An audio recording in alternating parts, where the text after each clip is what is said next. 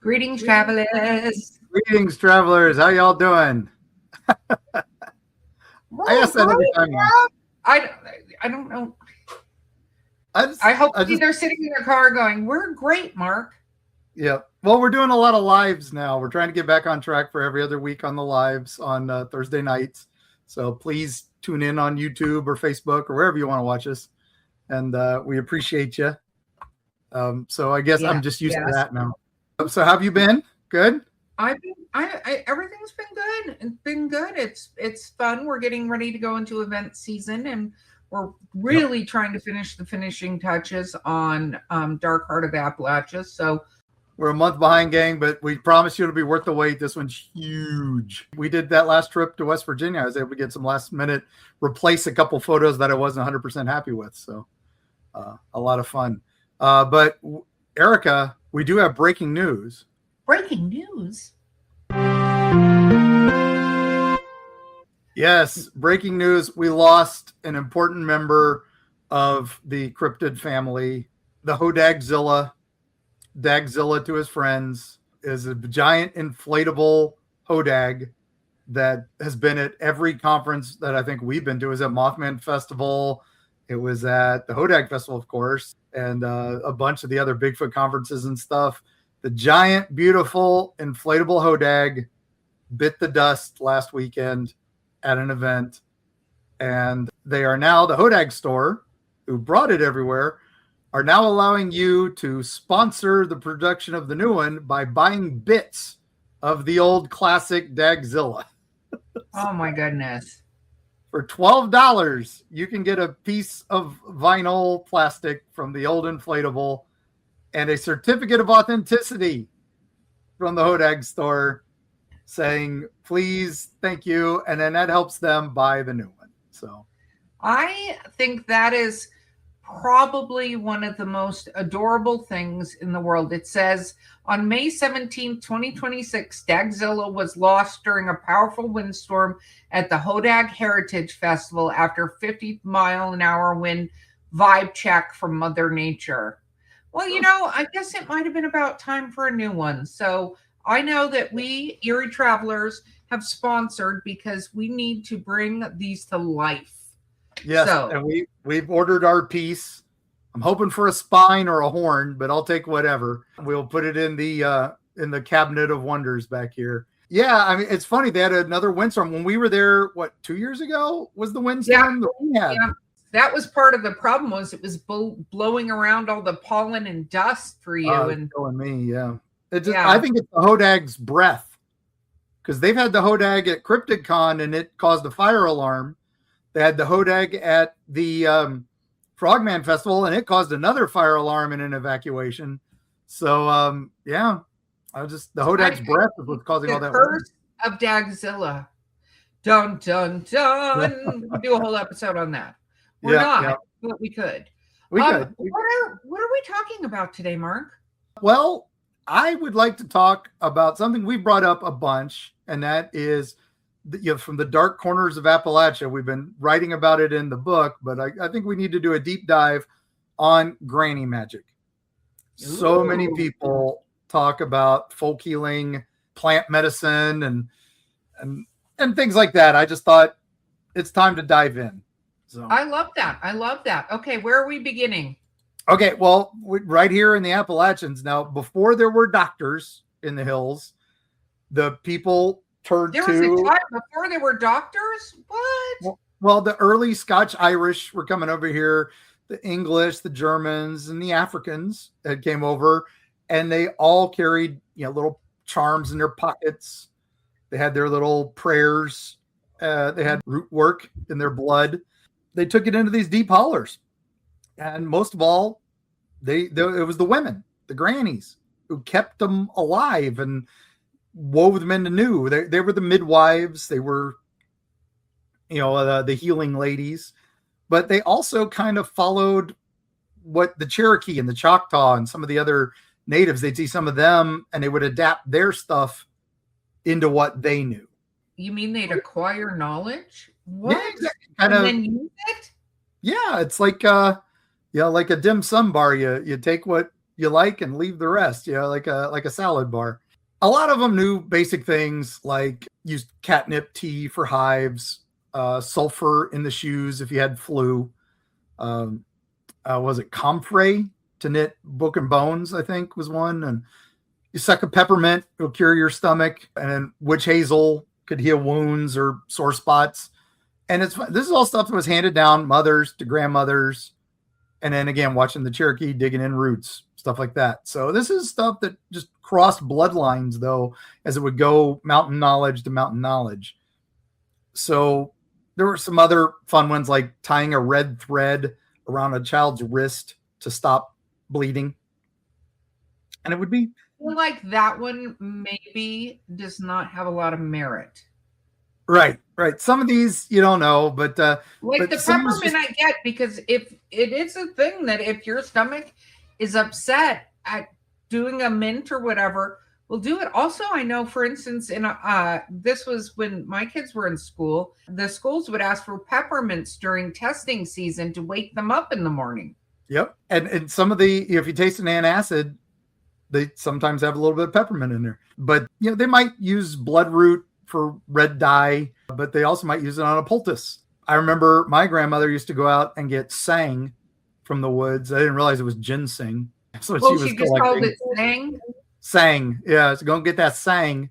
And then she would, pull the roots in. And then I remember she said she used to apologize to the ground when she pulled it out because something the Cherokee had taught her family. Well, there's a lot of different belief systems where you thank nature for what you take, and even when you like kill an animal, you thank it for its sacrifice and stuff like that.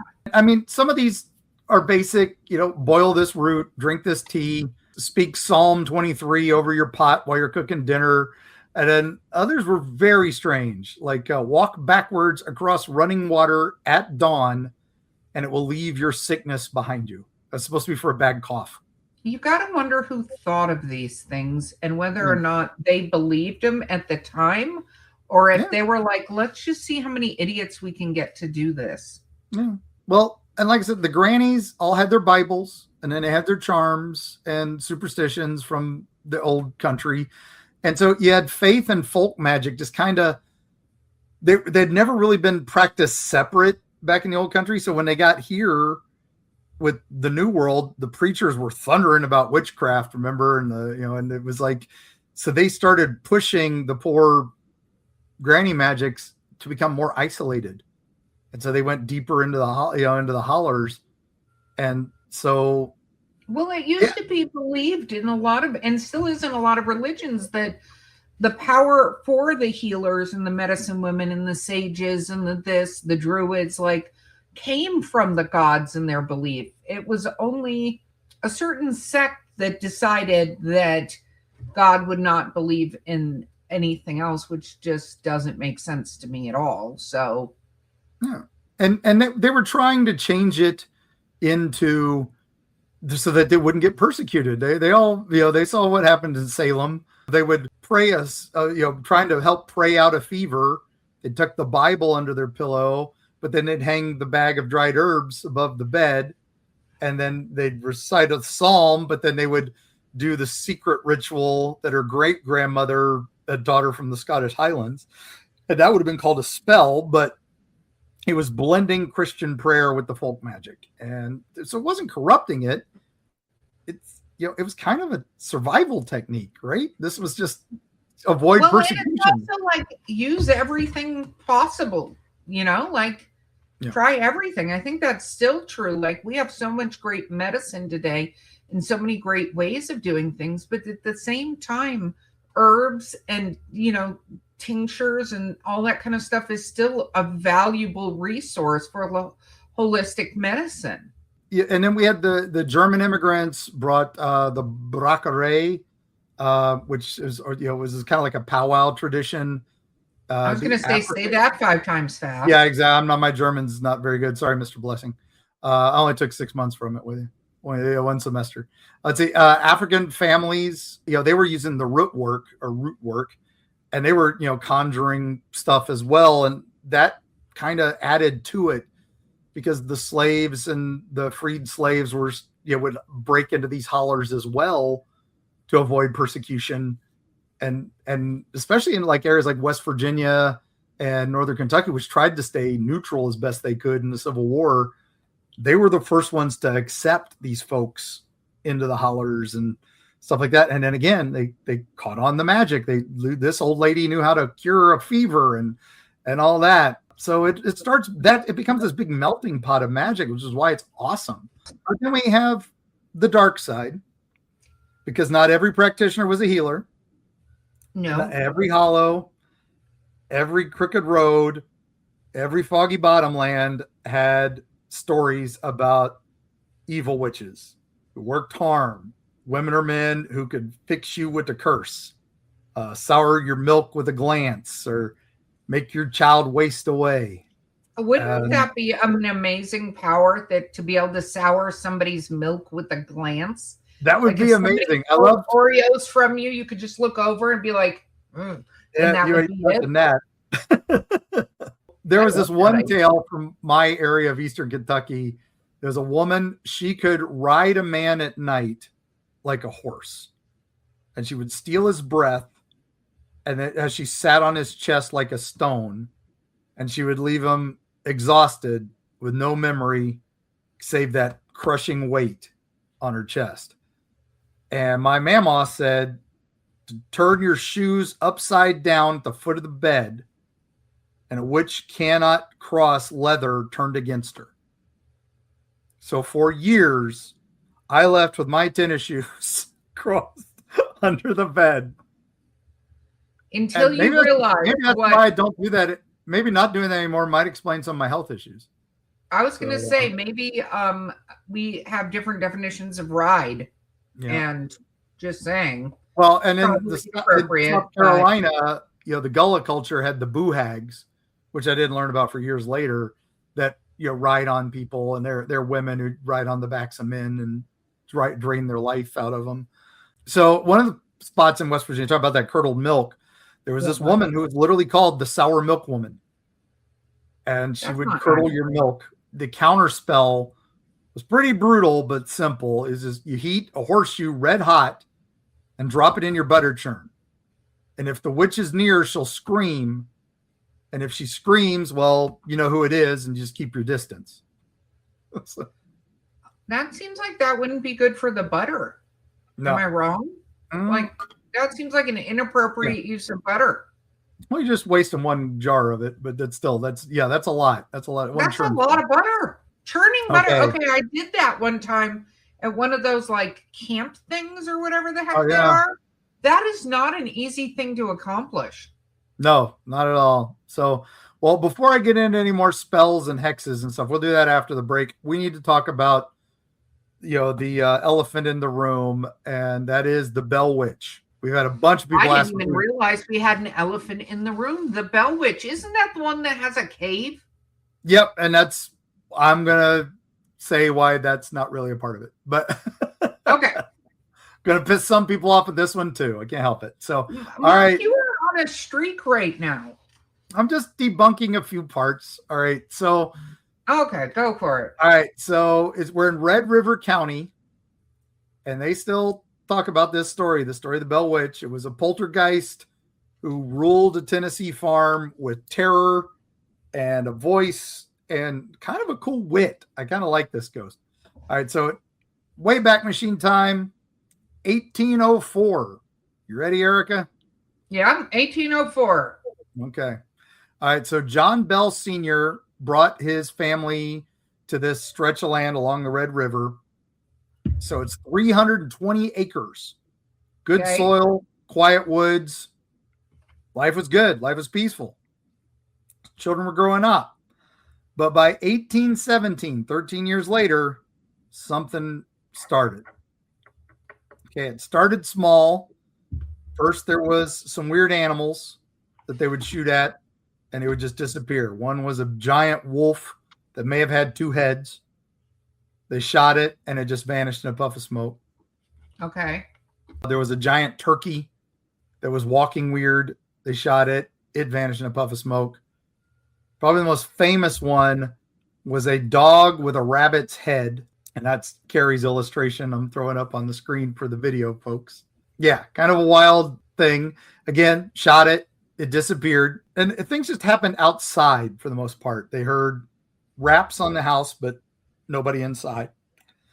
But then it escalated and got into the house. You'd hear scratchings under the floorboards and then on top of the floorboards. And they were looking for rats, and there was no rats. And remember, this is dark at night, no electricity, all that. So they'd hear chains dragging across the floor. And they'd get up, look, nothing. You know, light the candles, everything's gone. Then the bed covers started sliding off everybody at night, being pulled by invisible hands. The bells, what do? They prayed. They kind of kept it to themselves. Just didn't want this getting out. But this was just the beginning. So. Okay, wait a minute. Strange animals and their sheets being pulled off of them are just the beginning? Yes. I don't like this. Yeah, no, the spirit got pretty bold. It started touching people and hurting people. John Bell's daughter, and John Bell himself and his daughter Betsy were the ones that took the brunt of it. They were slapped, they were pinched, they were scratched, yanked by the hair in a couple cases. Betsy would scream at night. No, Betsy would scream at night, and they'd find her with red welts on her back as if she was struck by a whip.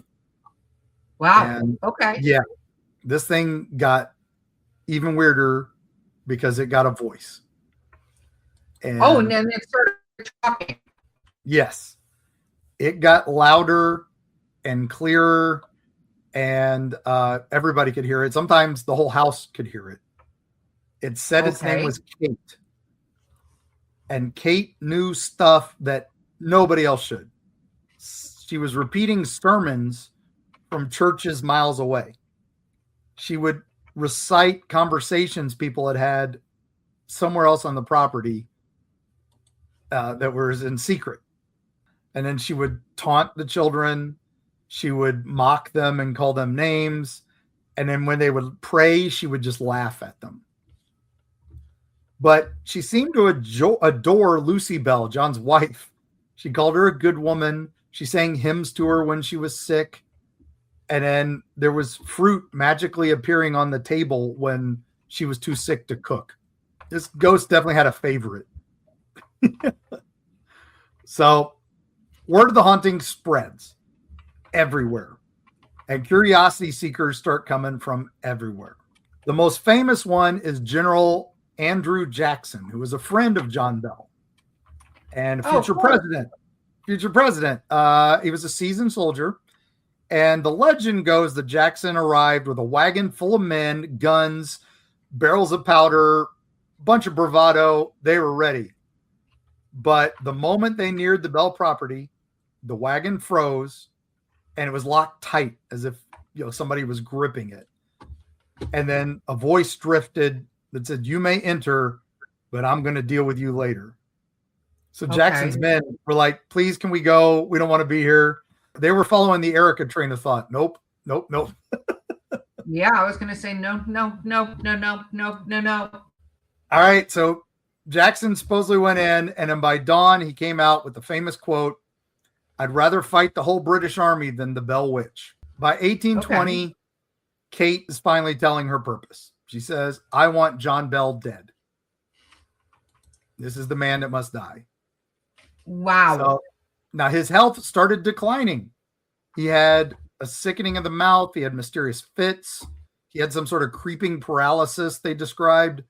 And then one morning, he was taking all this medicine for all the stress and everything that was going on. And they found this strange dark vial amongst his medicines. And then they were like, "What is this?" So they fed a drop of it to their cat, and the cat died instantly. And Kate, the ghost, started cackling. And its quote was, "I gave old Jack a big dose of that last night. He'll never get up again." And so that December 19th, he died. And the Bell Witch is the only spirit in American history ever blamed for the man's death. But okay, now we got to go into where I'm going to piss some people off. Okay. So the counter shadow here is that some people say the haunting was a hoax, an elaborate performance performed by Betsy Bell, who was just, being a clever teenager. She was also, there was an article in 1856 that said she was a skilled ventriloquist. And she also had been engaged to a neighbor named Joshua Gardner. And she apparently did not like this guy and wanted out of the marriage. And her mom said, let's get you out of the marriage. But John said, nah, you got to marry this guy. It's an arranged marriage. So people are saying she staged the attacks and even maybe helped poison her father with the aid of whoever her other suitor was. So it would kind of explain why the ghost focused severely on her. Well, what happened after he died?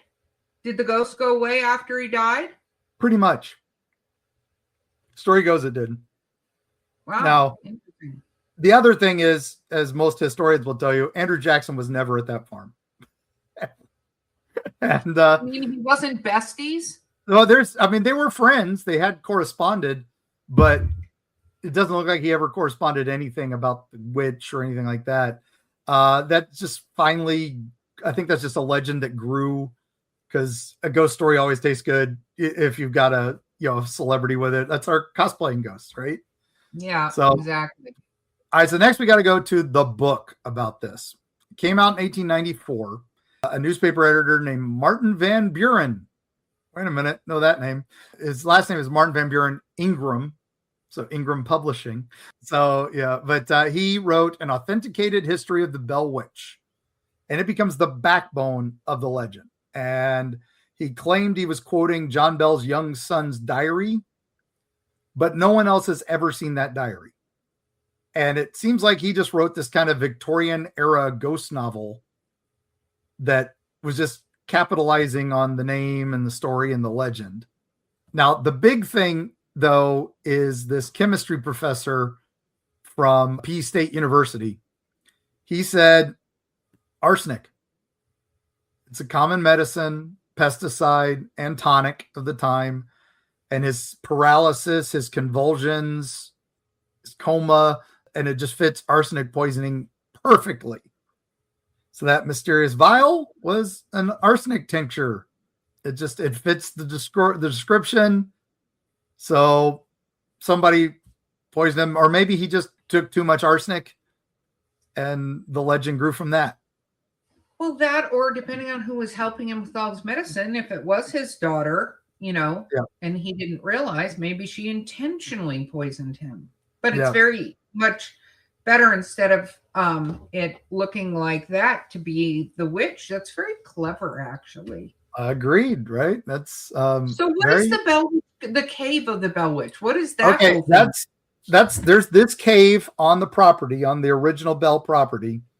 Okay. It's a big karst cave, and it had no tie to the story. It's not in the book, it's not in anything, but it's on the property, so they would have known about it. It's not like it was hidden. There is a legend that from it that grew later that said Betsy and her friends were playing in that cave, and one of the boys got stuck, and then the ghost came and saved him by dragging him out by his feet with invisible hands. And so it became, that's where the ghost slept, and that's where the ghost hides, and that's where the ghost was hidden. All that came out years later. But why would the ghost suddenly save this person? Exactly. Well, the ghost, you remember, picked its favorites. It liked the mom. It liked this. Okay. So, the 19th century were all the accounts of the haunting. This didn't show up till like the 20th century, these stories about the cave. And I think that was so that the cave could become a tourist attraction. Okay. Very Blair Witch of them. Yeah, exactly. So did this happen? Possibly. Did Andrew Jackson go there? Probably not. It's folklore. It's folklore mixed with a little history. John Bell did exist. John Bell died. His grandson runs a funeral home. Great grandson runs a funeral home in the area. Who told this original story? Well, the story was going around. The Bell family was talking about it newspaper articles did pick it up. They started having visitors, just kind of like the old wizard clip story we talked about in West Virginia, where people were coming to experience the phenomena.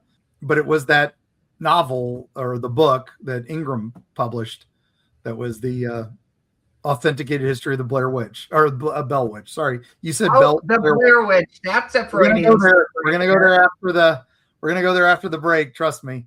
So we get to talk about how granny magics affect everything. But yeah, that's the Bell Witch. Sorry if I ticked off anybody who lives in that area of Tennessee. But the story, I think people had weird things happen. It became folk tale. Yeah. If it was murder, that was a thing. If it was an accident because he took too much, that's a bad thing too. If it's just a made up story, it's a cool made up story. So it's a very cool made up story. Yeah. But we'll talk more about granny magic after the break.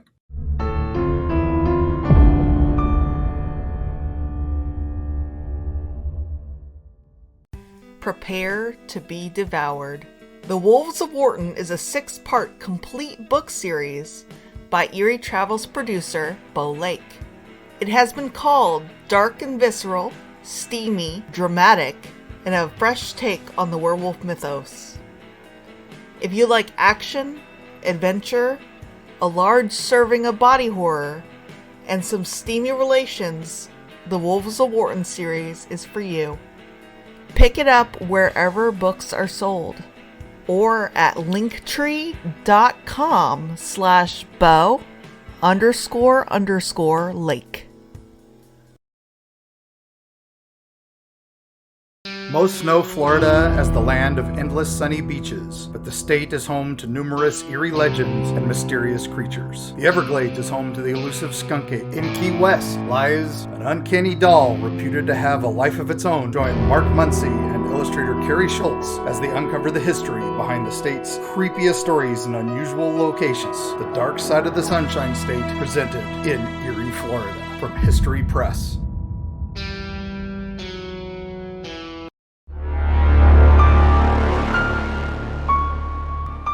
Okay, granny magic.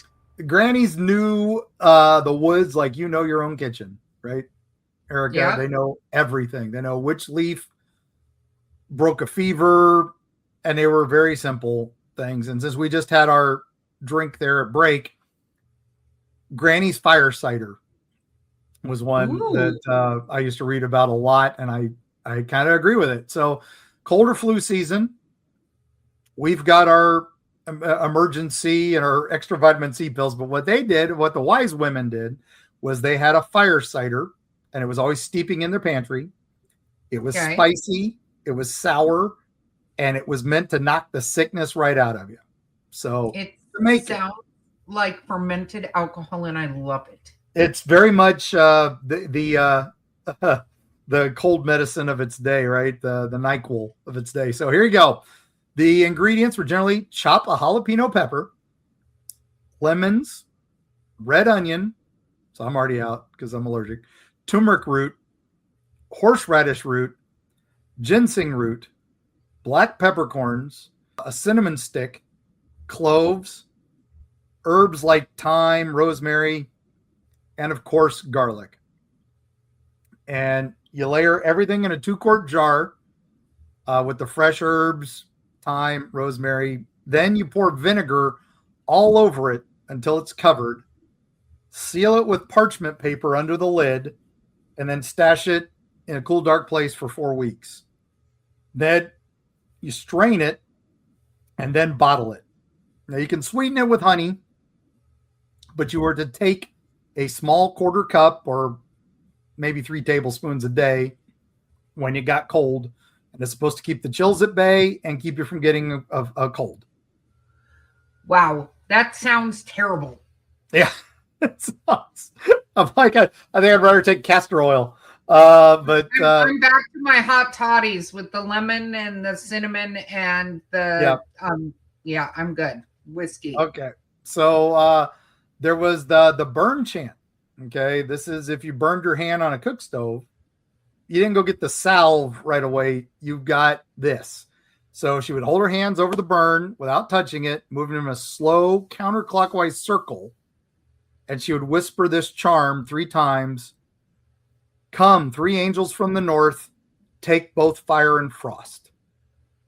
And between the chant, and then she would put some herbs on it, and then she would put some butter on it, and that would ease the pain, and the skin would heal clean. We do that a lot.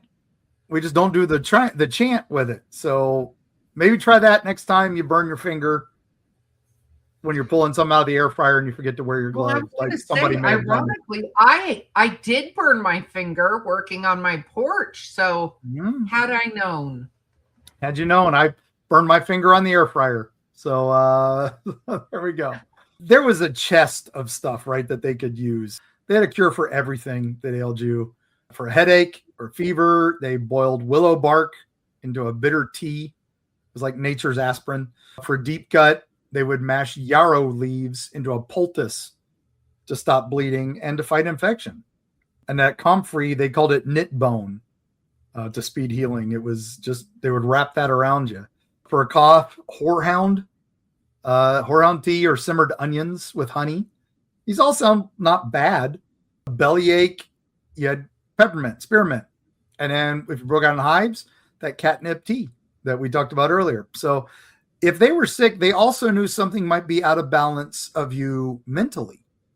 Oh. So they would read you Bible verses, or they would do chants, or they'd, again, give you a buckeye to put in your pocket so that you would drive off the evil spirits. We talk about that in the new book. We made sure we have buckeyes and pepperoni rolls our whole trip.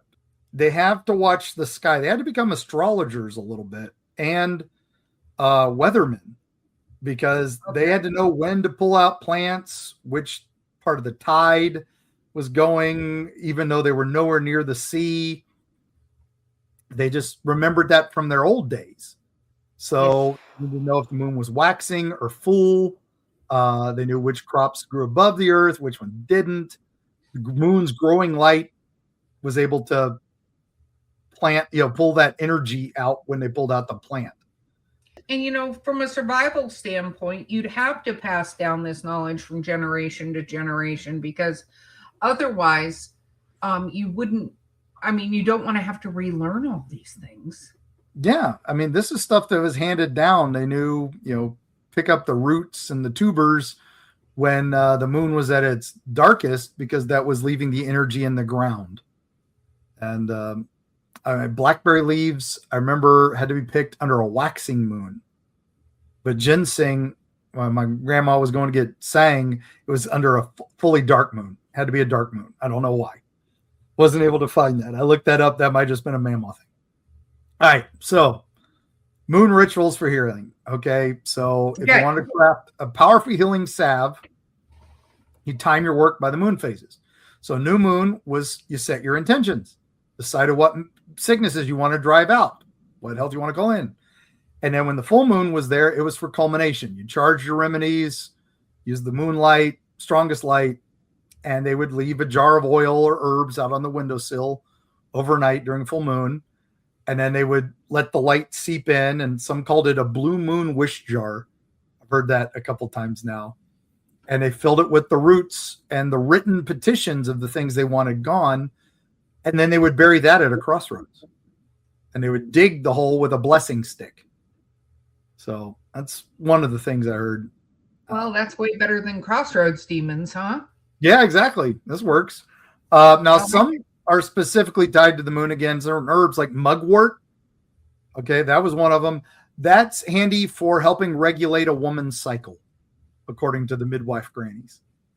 So that's also included in a lot of holistic EMS medicine. So yeah, and it's supposed to help ease the subconscious mind and even do some dream work. So they would dry the mugwort leaves and then kind of burn them like incense or maybe tuck a sprig under your pillow when you're going to bed. So that's some of the ideas of that. I think it's better ingested, but yeah. And they did plant by these too. They, you plant your beans when the sign for astrology. When your sign is in the heart, plant the beans, because that'll make the beans tender. And if you planted them when the sign was in the feet, they're tough. And you could look at a woolly worm's back and know how hard the winter would be, that sort of stuff. We hear all that. We still hear those legends. The acorn thing, I talked about the acorn thing, is how many acorns the trees drop tells you how hard of a winter it's going to be. Yep. And these aren't just superstition. This was stuff we learned over the years, and 9 times out of 10, it paid off. The Old Farmer's Almanac was much more accurate than some weather predictions that we've had. So they're using the same stuff, and science has confirmed all this. Like willow bark contains, was it salicin, the precursor to aspirin? Elderberry is packed with antioxidants, so of course it's going to fight colds and flu. Plantain leaf does draw out infection and soothe stings. And these plants have power. The Grannies just knew it ahead of time. Just remember when you're walking through the woods and you see all those plants, just remember somebody knows what each one of those is good for. All right, so here we go. Straight spells here and straight poultices. So we'll do the healing magic, and then I'm getting into the hexes. I got to talk the hexes because it's too much fun. All right, so first, elderflower fever tea. The story was, the quote was, pick the blooms at sunrise before the bees wake. The plant knows when you touch them. Okay, so elderflower, mint, pinch of willow bark, cures fevers, chills, and summer sickness, in quotes. So you stir it clockwise to draw the healing in, and your chant is, as this steam rises, so does strength return. And you leave the spent flowers at a crossroads so the sickness doesn't find its way back to you. That's a lot of work. That is a lot of work for a tea, but if you got bronchitis, you're willing to do a little bit of work. All right, so the red thread, right? This was a blend of Christian prayer and old country magic. You take a red wool thread around an injured limb, and then you press a clean cloth to the wound, and then you were to recite Ezekiel 16:6.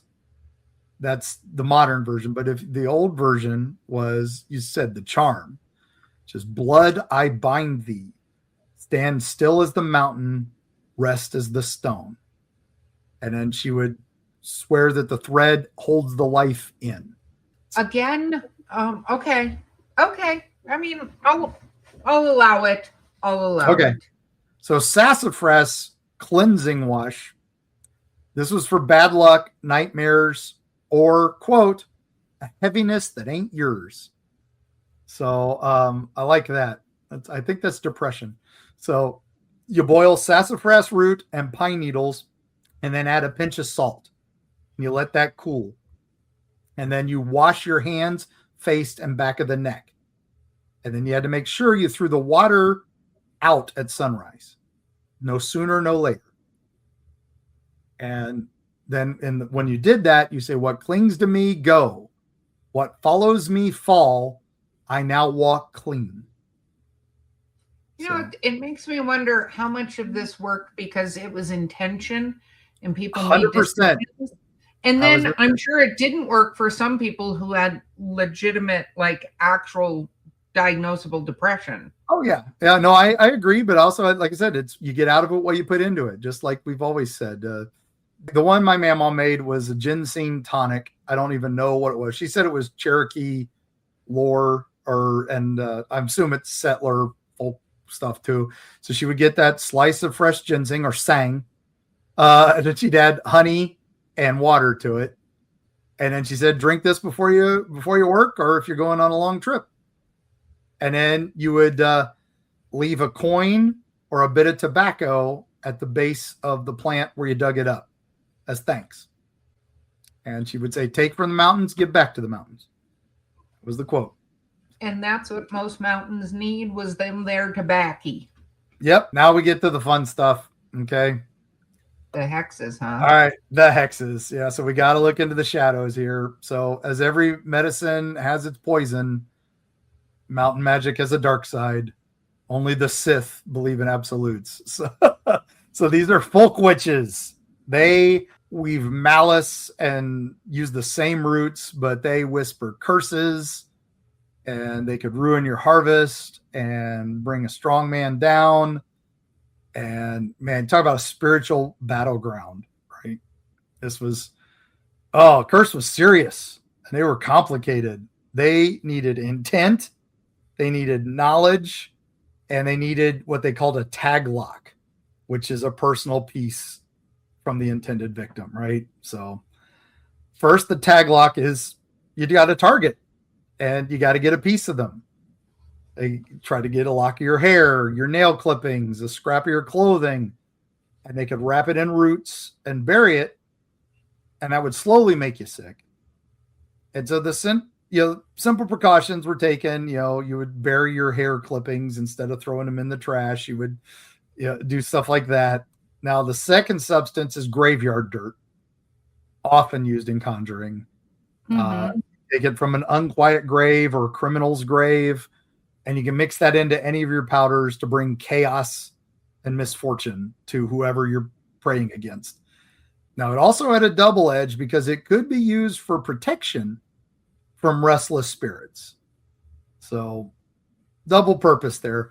And then they would do while you're cursing somebody. I like it.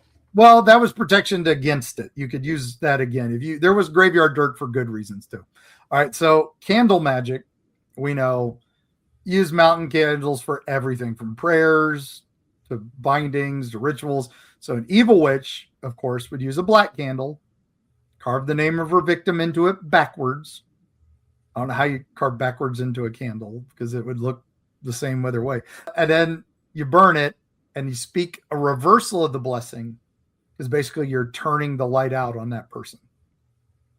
So, ooh, that's dark. That got really dark. Yeah, it did. So now witches' bottles. So they are a very versatile tool.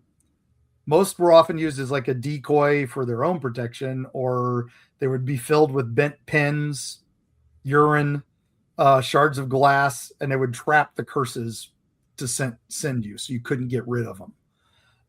There are accounts of the bottles being buried upside down on a person's property to stop them up physically and magically, which would, again, cause ill health, all that. And then the simplest curse was spitting. Nothing but saliva. A mountain witch could spit into a frog's mouth, let it loose, and as long as the frog suffers, so too does the victim. Again, you going around catching frogs that spit in their mouth. That's okay. Yeah. And then, of course, doll babies, puppets. They'd make them out of corn husks or sticks, and that would be the voodoo doll. And harming the doll harms the victim. Ugh, not good. No, none of that's good. All right, so you got livestock curses. You've got that Brokerii, or the powwowing from the German settlers.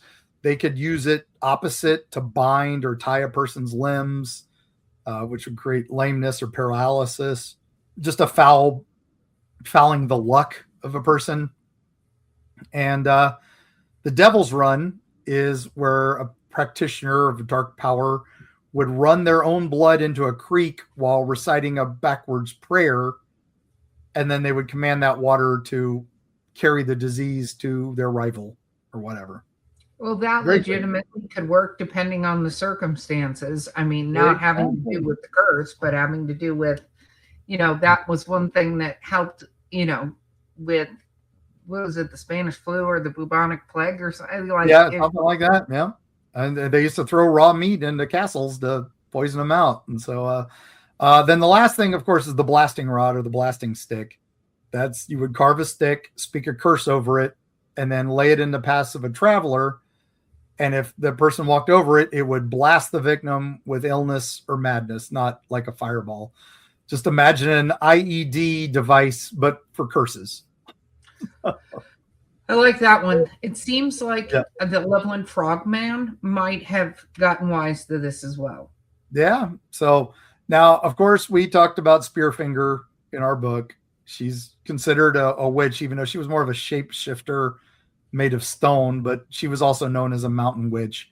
The most famous probably is the Red-Headed Witch.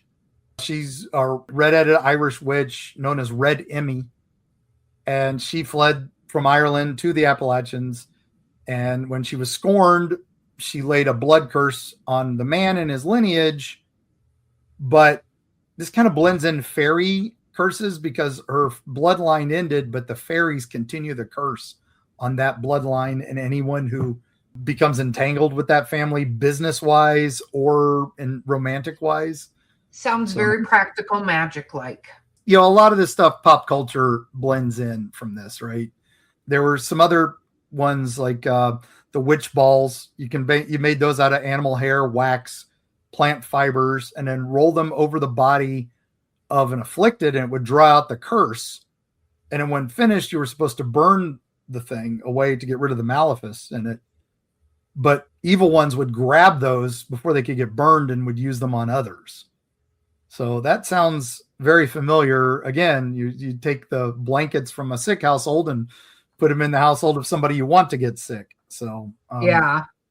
So now some basic protections: sweep in the threshold, pushes away dark magic. Salt was a great purifier. Of course, sprinkling it around the bed or the windowsills, always good.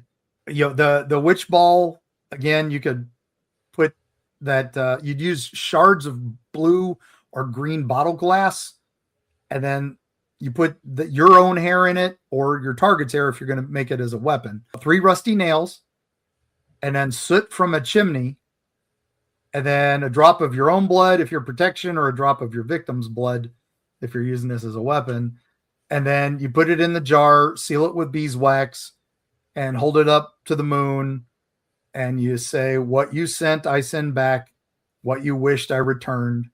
And if it's a bad guy, you bury it under their target's doorstep. But if it's your own, you put it under your own doorstep to protect you. So very interesting. All right. So good stuff. Just that one can be used either way. I like that one. So, man, this is the legends are there. There's so many stories. I would love to hear from our travelers and the stories, our listener tales that we love. I would love to hear your legends from your families passed down. Like, what are the superstitions or the tinctures or the different spells that they said to do? Like Mark's turned the leather shoes upside down so that you keep the woman from riding you. Seems like it could be a cock block, but however that works, I would love to hear from our listeners. So travelers, you got to send me these. And where can somebody travel for this episode, Mark? How do we send them to the Bell Cave? The Bell Witch Cave is on private property, but they do open for tours, especially if you call ahead, they'll open for you. But they also it is the property of the Bell Witch incident. So the cave might not have been a real part of the story, but it's still a cool place to tell the story. I would also say there is a museum of Appalachia. It is called the Heart of Appalachia. It's in Virginia, and it's got a whole exhibition on folk magic and folk healing. They were some of the ones who sent me some of this information. So very, very cool. And don't forget, travelers can go up to the Hodag. Yeah, Rainer, Wisconsin. Rhinelander, Wisconsin. And if you go there, the entire town is Hodag themed, like the Hodag Bank. Even if it's not during the Hodag Festival, you will get Hodagged. Yep. Or go to the Hodag store, thehodagstore.com. Gotta remember the "the" at the front. They've got where you can order any Hodag item that you want, including great little plushy Hodags from our Cryptid Comforts friends. But they also have those bits of Dagzilla before they're gone. Get them. They're not going to be around forever. There's only so much Dagzilla to carry on. Well, Erica, this is fun. I'm glad we did this. We wouldn't have the Blair Witch if it wasn't for this. You wouldn't have Practical Magic if it wasn't for this.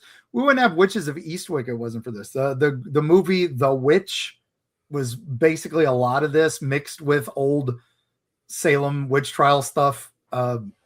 It's there. It's there. We have that huge Appalachian witch community that started on our Discord and now has their own Facebook group and everything. And I love it. It's so much fun keeping up with them and all that. They're super sweet. Every one of them. None of them are going to make your crops fail. And, and none of them are going to curdle your milk unless you deserve it. So, oh my gosh. Right. Well, Mark, how are you going to take us away from this one? Again, all right. So Appalachian granny magic, it's not just spells or curses. It was survival for these folks. It was blending of cultures that shaped the mountains forever. Cherokee, Scotch Irish, German, English, African. It's Christian, pagan, practical, mystical. It's tender but terrifying. It's whispering over a pot of herbs. A curse spoken in the dark, followed by spitting into a frog. Come on. It's as long as there is a child with a fever and a mother with a worry, and then they see someone strange walking by on the road at dusk, the grannies are going to help. They're going to always help. That's what they're there for. So as the night wears on and the wind rattles the windows, remember, there's always balance. For every dark curse, there's a granny with a Bible verse there to break it. For every evil witch, there's a witch doctor waiting in the wings. And the mountains are full of magic. And a war between the shadow and the flames are always going to be there. And we'll see you on the other side.